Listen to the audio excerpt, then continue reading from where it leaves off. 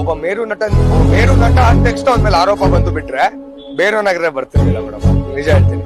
ಯಾಕಂದ್ರೆ ಹಲವಾರು ಗ್ಯಾಂಗ್ ವಾರ್ಗಳಾಗಿರ್ಬೋದು, ಸಣ್ಣ ಪುಟ್ಟ ಜಗಳದಲ್ಲಿ ಸುಮಾರು ಜನ ಸತ್ತೋಗ್ಯಾರ. ನಿಮಗೆ ಲೆಕ್ಕ ಹಿಡಿಯಕ ನಿಮಗೆ ಡಿಜಿಟಲ್ ಕೇಸ್ಗಳು ಸಿಗುತ್ತೆ. ನೀವು ಹುಡುಗರು ನ್ಯೂಸ್ ಅಂತ ನಿಮಗೆ ಗೊತ್ತು, ಅದನ್ನೆಲ್ಲ ಒಂದು ಫ್ಲಾಶಿಂಗ್ ಬಾಂಬ್ ತರ ಹಾಕ್ಬಿಟ್ಬಿಡ್ತೀರಾ. ನೀವೇ ಒಂದ್ ಪಾಸಿಂಗ್ ಕ್ಲೌಡ್, ಅದು ಒಂದ್ ಲೈನಲ್ಲಿ ಹಾಕ್ತೀರಾ, ಈ ಏರಿಯಾದಲ್ಲಿ ಇಂಥ ಸಾವು, ಇಂಥೊಂದು ಸಾವಾಯ್ತು, ಮರ ಬಿದ್ದು ಇಂಥೊಂದು ಸಾವು, ಅದನ್ನ ಕೇಸ್ ಮಾಡ್ತೀರಾ, ದೊಡ್ಡ ವಿಚಾರ ಮಾಡ್ತೀರಿ.